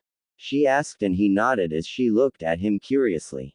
"He does, but he made a promise him not to tell me until I graduated, and was strong enough to protect myself," he answered, and she nodded, not wanting to be too prying into his life. Both kept on reading, and realized it a bit late that it was already quite late at night. Naruto made them some dinner, which apparently had some tomatoes added again the moment he turned his back on her. Satsuki, having finished her dinner, got up to leave, when Naruto spoke up. "You can stay the night if you'd like," he offered nervously. Satsuki an eyebrow. "Well, I do have a few spare rooms, and the house is big enough for the two of us. It is really late, and you could spend the night here if you'd like," Naruto nervously suggested, and she stared at him blankly to get on the poor boy's nerves some more. When Satsuki had finally had enough of her sadistic tendencies at mind-torturing Naruto, "All right," she agreed, and smiled when he breathed a sigh of relief. The blonde showed her the biggest spare room he had to offer, and handed her some of his own night clothes, which were a bit big for her, but she accepted them gratefully nonetheless. Inwardly, Satsuki was thankful that she didn't have to return to an empty house. The walls would surely haunt her mind with the memories of a family she no longer had, but she'd be dead before she admitted something as embarrassing as this to Naruto. Satsuki took him up on the offer to use his room's shower before she went to bed. An hour over midnight, Naruto came out to drink water and walked past the door residing his overnight guest. His ears perked up hearing soft shuffles of sheets and barely audible sniffing. He held the doorknob for a moment, contemplating if it was okay for him to invade her privacy like that, but another soft wail eventually managed to cave his heart in. He walked in as quietly as he possibly could, and saw Satsuki whimpering in her sleep. Naruto had no idea on what he was supposed to do. Unlike Hiruzen, who was practically a grandfather to him and had cared for Naruto since he was a baby, Satsuki was Naruto's friend, and so, Naruto wasn't sure if this was within the boundaries of their friendship, but with the way she was shivering and crying, he could deduce that she was reliving the nightmare of the massacre that Itachi had forcefully planted in her subconscious. He quietly sat down on the ground beside her bed, and started petting her head for assuring her that she wasn't alone tonight, that he was there for her. His ministrations seemed to have done the trick, since Satsuki quieted down considerably and snuggled into her comforters with a little smile. After a few moments, when his own head began to tip drowsily, Naruto removed his hand and got up to leave. Satsuki frowned in her sleep, and started trembling. Again. Naruto immediately sat down and began rubbing her head again, only to sigh when she snuggled into a deep sleep yet again. This was going to be a long night, Naruto mused. He kept caressing her head for a couple more hours, after which, the realms of unconsciousness finally claimed his soul, and he fell asleep himself. All the while, Satsuki clutched his hand to her chest like a lifeline. Satsuki woke up to the bright rays of sunrise with a smile. This was arguably the best sleep she had slept ever since the massacre, without getting any nightmares to break her slumber. She realized she had clutched something in her sleep, and blinked when she saw that it was a hand. Her eyes followed the arm all the way up to his neck, and finally landed on Naruto. The boy sat asleep on the floor, and his head was on her bed, idly snoring away because of way she had clutched his hand. A faint smile lit up her face. She could figured out the reason for her fabulous sleep pretty well now. Idiot, she whispered, smiling, and shook him a little to wake the blonde up. Said boy woke up with a crack to his sore neck, his groan making Satsuki laugh, but they ceased when she gazed into his sleepy eyes looking at her in concern. Morning, Satsuki-chan. Naruto chirped with a rub to his eyes. Morning, Naruto. She greeted softly, as he got up and worked out the clacks in his stiff body. Both started getting ready for the academy, none of them feeling the need for exchanging any words with the other. Naruto handed her some cereal, and had some himself before both started walking out of the apartment after a shower. Satsuki had to walk back towards the Uchiha complex to pick up a change of clothes from yesterday. She changed her clothes in her house while Naruto waited her outside, and both finally started walking towards the academy in silence before she spoke. Thank you. Naruto looked at her, confused as to what was she could possibly be thanking him for. What for, Satsuki-chan? For last night. For staying with me. I didn't have a single nightmare, and it was the first night I slept peacefully ever since the massacre, and it's all thanks to you, Naruto. Satsuki admitted with a smile. Naruto mirrored her smile with one of his own, and threw his arms behind his head with a slight flush to his cheeks. It's all right, he rubbed his nose cheekily. You can use the spare room anytime you want, it's collecting dust anyways, and it is good to have someone in a house that big and not to be alone by myself, he slickly suggested, and Satsuki nodded in agreement. She thrust a storage scroll in his hands, making him stagger a little from the force with which she had handed it to him. Naruto looked between her and the scroll hesitantly, confused. That contains a few pair of my clothes. Satsuki clarified with a huff. If I stay there sometimes, then I want my clothes to be there. So, put them in the closet in my room, will you? She said airily with a flick to her ponytail. Naruto's sweat dropped. She was already planning on staying there before I even offered her anything, wasn't she? He mused and sighed in resignation. The blonde wordlessly tucked the scroll in his bag, and Satsuki smirked seeing the baffled look on his face, already well aware as to what he was thinking. Both entered the academy, hand in hand, and sat in their usual corner as students started coming in and the day went on. Many students were trying to befriend Satsuki even more persistently than ever before, and she even had a fan club of her own due to her new, cold personality. Kiba Inuzuka was the most prominent and arrogant one of them all, and he honestly believed that she should hang out with him since he would help her through her problems and even get his clan to help her like his mom had told her to. Satsuki, being Satsuki, had refused his offers pretty bluntly, coldly even, and when he had asked as to why, she told him to bugger off and leave her alone. Many other civilian boys had tried their hand over the days, but were refused, or in some cases beaten out of it by Satsuki. Word soon got around that the Ice Princess of the Leaf wasn't interested in taking suitors at all. Some kids had even bleached their hair thinking she into that sort of stuff. Needless to say, there was only one blonde idiot she tolerated around her. Time skip. 5 years later. 5 years had passed since the Uchiha massacre, and things had been going on pretty smoothly for our favorite blonde hero. Today was the day of the graduation exams, and Naruto started reminiscing about all that had happened over the past 5 years. Satsuki and he had gotten even closer than ever before, but she had become a lot colder to virtually everyone who wasn't Naruto ever since the massacre. She had the same icy attitude towards everyone, even the teachers and her psychologist, everyone except him. Now, it wasn't like things were all gung-ho for Naruto, since to him too, Satsuki was a bit colder than before, but she was only spending her free time with him and mostly spent her leisurely time training, and Naruto had gotten used to her new persona over the months. Satsuki was unyielding when it came to maintaining her spot at the top of the class, and Naruto was almost certain that she was likely going to be named the rookie, as well as the kunoichi of his graduating year. Naruto was happy for her, since he was the only one who knew how hard she trained and studied to achieve it, but was saddened by the fact that she was still fixated on getting her revenge. She saw everyone except him as a burden to her, an obstacle getting in her way of obtaining revenge.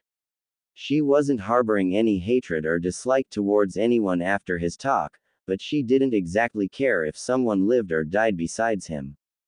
Satsuki had spent the entire month after that night at Naruto's apartment, and it had helped her recuperate from the events of the massacre really quickly. She had gotten adjusted to staying at her home again, after a few forceful nudges from Hiruzen, but she still dropped by occasionally to his house, unannounced, and spent the night as he had asked Hiruzen for a spare key in case she needed to stay there, and he wasn't there or awake to open the apartment for her. But she had somehow festered a new, annoying habit of scaring him by coming into his room real early in the morning to wake him up. To anyone else, it might sound endearing, but she always came in real quiet and then yelled "wake up" or threw a glass of water at him. He had, many times, chased her off with a kunai in a sleepy rage, but she always managed to escape him. Her sadistic, evil side was the only thing about the girl that irritated Naruto to no ends. She had beaten him constantly during their spars due to his less than desired proficiency at the academy's style of taijutsu. Everyone had laughed at Naruto, and aptly called him a loser, but he paid it no mind. Though, it still hurt him that he couldn't use his father's style in the academy's spars and knock Kiba's smug face in with the fabled hummingbird taijutsu style. He had learned nearly all of the basic katas, and had even managed to master his Sharingan to a really high degree.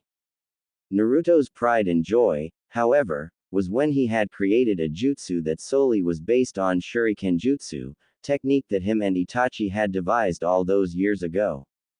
He took extra precaution not to let Satsuki ever come to know of the latter fact, lest threaten himself to be castrated at her hands.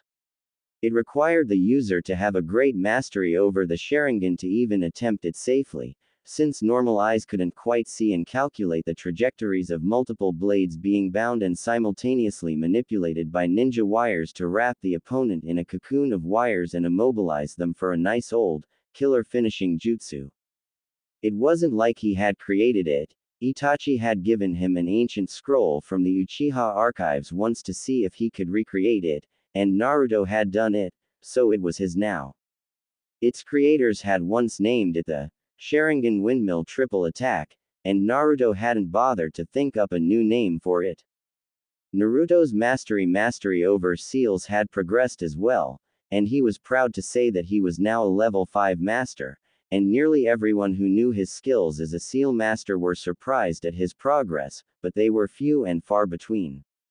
Naruto had inherited the natural skills of sealing, and using battle seals came to him almost naturally, just like his father once had. The academy had become a bit rough for Naruto ever since his class had entered the 3rd year. When the instructors started teaching them the basic chakra theory, it was alright, since he already knew those, but the chakra control part was really hard for him. They were especially made for students with academy to genin level reserves, and his reserves were anything but that. The Academy 3 jutsu were even harder for him to master since they all used such minuscule amounts of chakra to perform that it was literally the case of finding a needle in hay for the blonde Jinchuriki. His endless struggles with the transformation and substitution had thankfully been short. It was only a matter of time before both became second nature to him.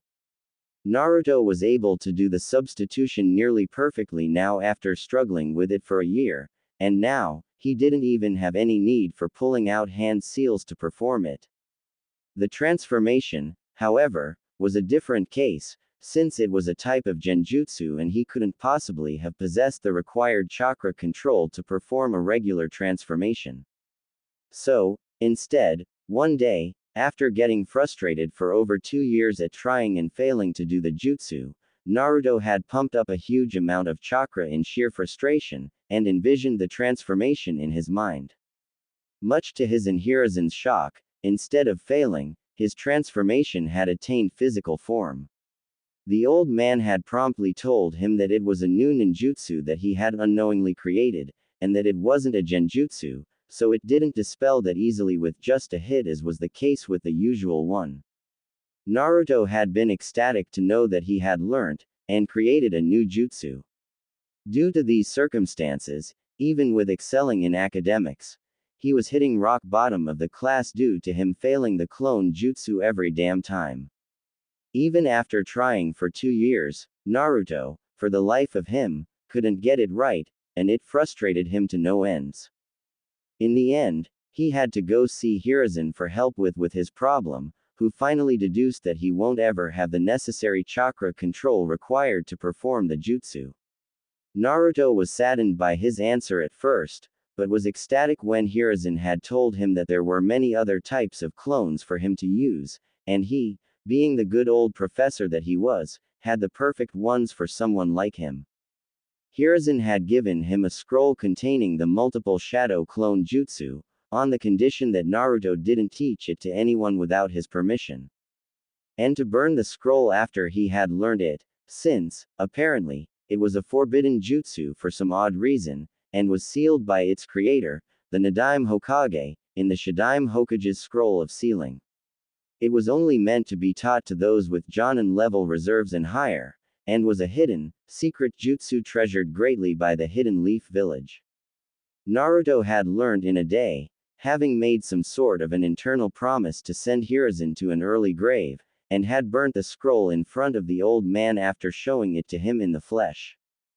Hiruzen, who knew how hard it was to master unlike the grinning blonde buffoon in front of him, was stunned beyond belief that he had picked up a Jonin-level skill in a day, but had eventually gotten over it by consoling himself that Minato too picked up jutsus like they were nothing, so it was only natural for his son to do the same. Naruto had gotten a hold of some expensive chakra paper with the help of Haru over the previous few days, and both were equally shocked when they found out his affinities. He, apparently, had fire and wind as his primary affinities. When Haru and Naruto had first confronted Hiruzen over it, the man had, at first, chased Naruto throughout his office with a cane for some odd reason, and had told the two of them that some ninjas did, in fact, wield dual affinities at the same time, but had slickly left out the part that Naruto had gained the wind element from his father. The Namikaze clan usually had the rare wind element as their primary affinity, and fire was ever present due to their strong ties to part Uchiha genetics. Hiruzen had also informed him Naruto that wind was a rare element in the land of fire, and had given him a fire jutsu from the Sarutobi clan's vast library. Sarutobis were, coincidentally, masters of the fire element, second only to the Uchiha in its mastery. Sarutobi had gotten him the fire style Dragon Flame Jutsu, a B-ranked fire jutsu that required huge amounts of chakra, or a great control over the fire element to compensate for it. Naruto was learning it, and had to admit that it was pretty hard for him due to having virtually no training in elemental manipulation beforehand, and it drained even his reserves after a couple of extended uses because of his lack of control over his fire affinity. It wasn't even as powerful as it should have been, since Naruto had seen Hiruzen tune his flames to such an intensity that it glowed a brilliant white, unlike Naruto's dull yellow. The blonde walked into the academy with a sigh, and trudged right into the classroom's corner on seeing Satsuki already sitting there, gazing out the window, and went up the stairs to sit beside her. Morning, Satsuki-chan. Naruto chirped out excitedly for the exams. Satsuki grunted, HN. Naruto sighed. She did it with everyone besides him, and sometimes, he was included in that special list as well. Needless to say, this tick of hers annoyed him to no end. You're a real social butterfly, you know that right? He asked rhetorically with a roll of his eyes. Satsuki's eyebrows knitted closer in annoyance. Bastard. Bitch. Naruto coolly replied. Satsuki glared at him. He always did this to get under her skin and then would have an innocent smile on his face to follow it. That last part annoyed her to no end. So you ready for the exams? He asked, ignoring her glare, and she huffed and looked away. What's there to be ready about? Satsuki clipped, miffed. Even a loser like you could pass it all without any problems, that's how lame they are. She said. Naruto's eye twitched at being called a loser, but shrugged it off when he heard some students coming in, but it was followed by a loud stomping noise, as if some rampaging bulls were coming towards them. Suddenly, the door opened, and Ino and Sakura came in, bickering about who won, and who would sit next to Kiba. The boy himself had an arrogant look on his face. Naruto, though, sighed when he walked up to them. Oh, the joy, note his sarcasm.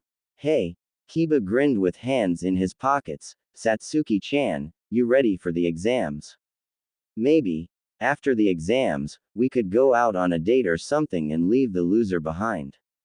What say you? He wiggled his eyebrows suggestively as Satsuki turned to look at him with a blank face.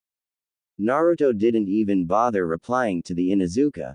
This was usual to him now, and everyone knew Kiba had the pride the size of the Hyuga, like all of them in one.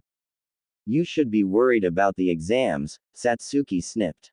Since dogs aren't allowed, you won't have any help today, and as for the date, no, and that answer won't change no matter how many times you ask me. She replied. The whole class followed suit and laughed at him while Kiba, and by virtue, Sakura and Ino fumed. Hey, Sakura protested. Don't say that about Kiba-kun. He is 100 times better than that dead last you hang out with. Sakura fired, and for once, Ino nodded while Kiba had a smug look on his face seeing girls come to his defense. Don't play hard to get, Satsuki-chan. Kiba slurred sleazily. You know you couldn't resist me, now can you? He asked flirtingly, humiliatingly in Satsuki's case because she sighed. And here I thought you at least had a brain for normal use, but I guess that the dog is the brains of the two. If you can't even understand a simple rejection, I see no hope for you, mutt. Satsuki fired the last nail in the coffin, dismissing him with a wave of her hand while everyone laughed again. Naruto snickered at the boy's misfortune, while Kiba fumed and glared at him, and was about to fire back, but Iruka entered the classroom and shushed them all up. All right, class, he settled his register on the table. Settle down so we can begin with the graduation exams, he announced, but no one really bothered paying attention to him. A tick mark formed on his head, and a short growl gave way to a loud, booming voice as his head grew larger to epic proportions and the man shouted. Iruka smiled as everyone settled down and gazed over all of them as he saw that this was the day they were going to show him they were ready to wear the leaf headbands. He then saw in the corner of the class and felt guilty as he saw Naruto there with a determined look on his face.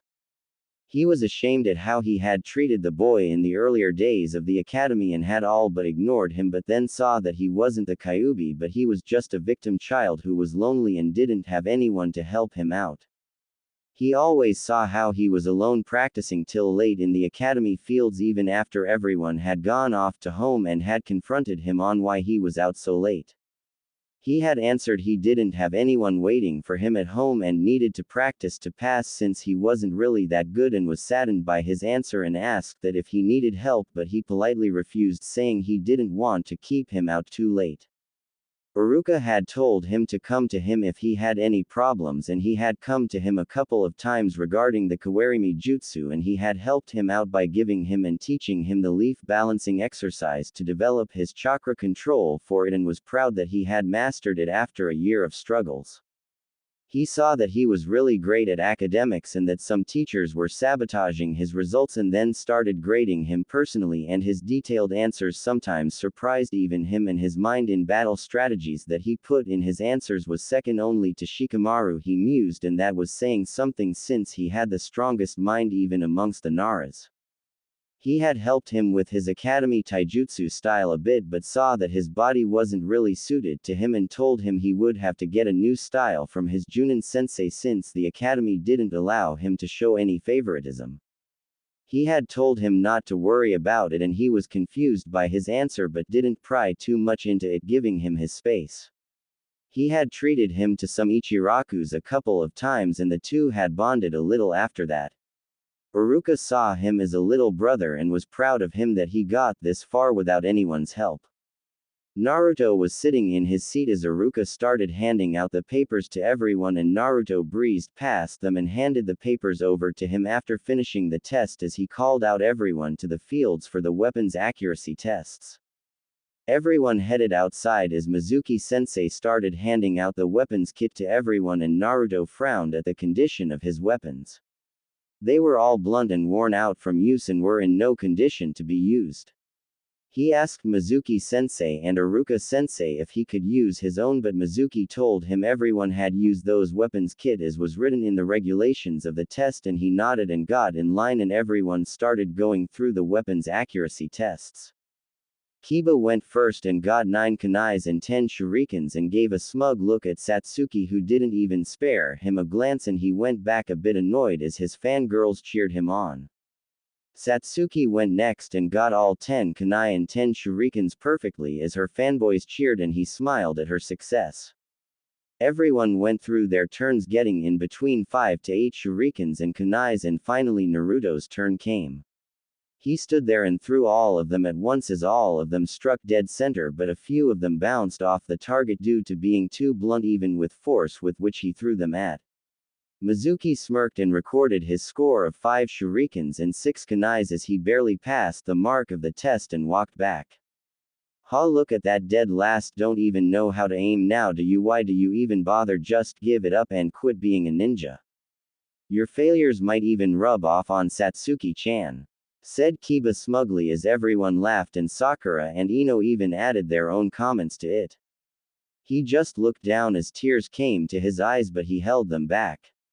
Satsuki though frowned at his result, she knew he never missed and his aim was almost as immaculate or even better than Itachi's was, he himself had praised him. She couldn't believe he would miss so many targets at once. She heard everyone's comments and scowled at seeing his eyes watering and that he was holding back his tears and hiding them as he was looking down and she walked up to him. Hey idiot, what the hell was that, you never miss, then how did you mess up so many targets at once? She asked and he looked at her. My weapons were blunt, see the marks on the targets, they bounced off, I aimed them right, it wasn't my fault that they didn't have any spare regulations weapons kit for me to use. He answered as she narrowed her eyes at the target and saw the marks that he had indeed hit them all perfectly and smirked. Well then loser, don't hear those idiots, you know you did it perfectly right and you passed, that's all that matters.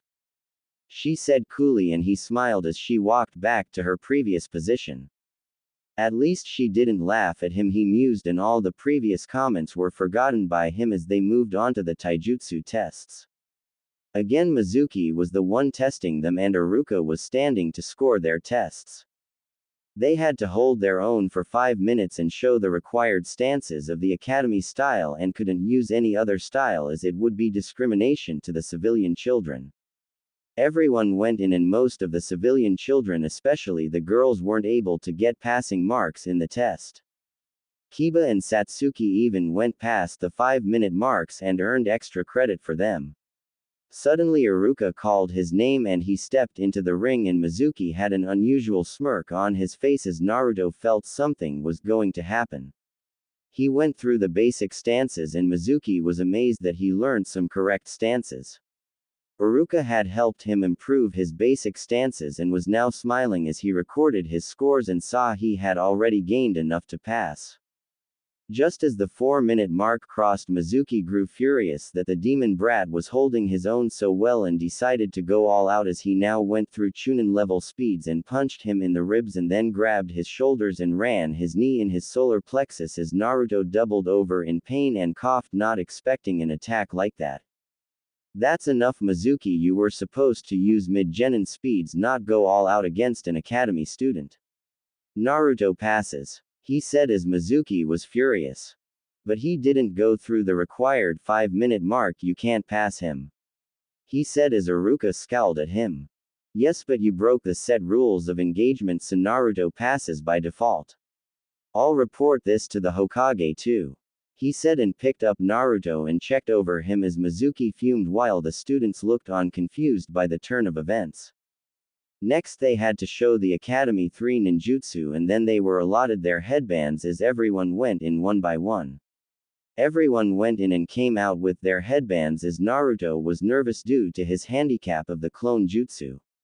Satsuki went in and came out with her headband shining on her neck and smirked at him. "Don't screw up, loser," she said as he smiled. "Just you wait, I'll be out with that headband in no time," he said and walked into the room where Iruka and Mizuki were sitting with some headbands at the table and he stood in front of them. "All right, Naruto, please perform the basic 3 Academy jutsu," said Iruka and he nodded as he transformed into Iruka without any hand seals and then substituted with a chair and that too seal-less. "Very good, Naruto, you did them without hand seals, a perfect score. Now please do the clone jutsu," he said and Naruto looked down as Mizuki smirked. The demon couldn't make a damn clone to save his life, he mused and was now getting ready to initiate his plan. Iruka-sensei, I can't do a clone jutsu, can I show you any other thing?" he asked and Iruka frowned. "I'm sorry Naruto, but the clone jutsu half the marks of the test. If you have a jutsu that is really high ranked and can impress me to give you extra credit, then you can pass. Otherwise you'll fail, Naruto," he said regretfully as Naruto smiled and both teachers grew confused. "Ninja art. Multi-shadow clone jutsu," he said and made a cross-hand seal as 4 solid clones sat beside him as both teachers had their jaws dropped at him using a Junin-level forbidden jutsu so casually. After a moment Iruka grinned. "Well Naruto, I guess that is as good as it gets. For extra credit you pass. Please take your headband and be at the classroom at 9 1 week from now for team placements." "Congratulations," he said as Naruto grinned foxily and picked up his headband and walked out. He stepped out of the academy and tied his forehead protector as it shined on his forehead. He looked around and saw Satsuki there standing surrounded by fanboys leaning against a tree and had an annoyed look on her face. She saw him as he pointed to his forehead protector and both smirked as she jumped through the rooftops towards the Uchiha compounds and he walked towards Haru's weapons shop to show him the headband and then visit Ichiraku's to tell them too. He thought about going to the old man but then thought he had to go tomorrow to meet him for his ninja ID registration, so why disturb him today, he mused and walked towards the weapons shop. He entered the weapons shop as Haru looked up from the newspaper he was reading and smiled as Naruto pointed a thumb on his headband. "I became a ninja, Ojii-san. How does it look?" he asked grinning and Haru too grinned as he saw the child he too saw as his nephew become a shinobi. "Congratulations, Squirt. So now you are a big bad shinobi, he asked as Naruto looked down embarrassed at his teasing and he chuckled. "Come on then, let's get you out of those civilian clothes and get you the proper equipment for a shinobi to suit that headband of yours," he said and Naruto smiled as he walked back to his personal back room and Haru handed him a packed parcel with ribbons as he looked at him questionably. "I already had some clothes measured up and custom made for you. Go on and try them, I want to see how you look in them," he said and Naruto smiled with tears in his eyes and hugged him. He went into the changing room and came out fitted with his new clothes. He used to wear simple t-shirts with pants and sandals before because he didn't want to waste money on the equipment he didn't need yet. He came out as Haru dropped the glass of water he was drinking and was wide-eyed as he saw an image of his old friend Minato standing behind his son with a hand over his shoulder grinning and couldn't help but notice how much he resembled him. There stood Naruto wearing a gray cut-sleeves shirt and blue Anbu-style pants with blue shinobi sandals the same color as his headband with blue fingerless gloves with metal back plates on the back of them and was wearing white medic nin bandages on his forearms and his calves up to his ankles. To top it off, he was wearing a custom-made white jacket ending right before his blue hip pouch that was camouflaged and bended with his pants completely. But the most striking feature were the blue flames at the bottom of the jacket and the 2 small Namikaze clan symbols on both sides of his high collars. A tear escaped his eye as he remembered his old friend and how he had given him the design of the jacket for when his son graduated and had it custom made all those years ago to give it to him as a present. It was a special order from Tetsu no Kuni and was able to withstand almost anything except piercing blows, and thought how proud he would be seeing his son from above. Naruto grew nervous seeing his tear and looked over at himself before asking him nervously. Ojii-san, does it look bad? He asked as Haru broke of his thoughts and wiped his eyes as he smiled. Are you kidding me? Squirt girls are going to fall at your feet seeing you in that.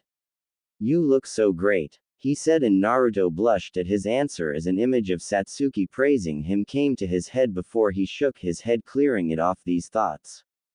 Haru chuckled seeing his embarrassment and decided to tease him. So you already thinking of a girl, huh?